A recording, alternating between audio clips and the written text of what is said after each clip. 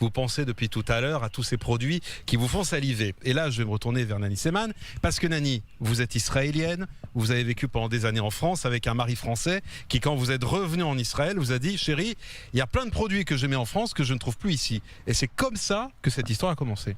Oui, c'est en 83 quand on est arrivé en Israël et les produits agricoles c'était très protégé en Israël et on n'arrivait pas à importer les produits. Bon, avec le temps, on a réussi quand même d'ouvrir le marché.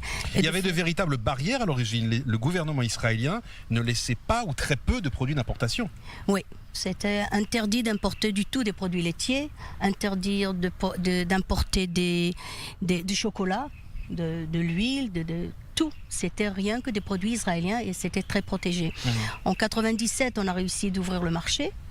Mais moi, j'ai réussi quand même en 92 à importer des produits laitiers en faisant le mois de France, le mois d'Amérique, etc. pour pouvoir recevoir des autorisations. Ouais.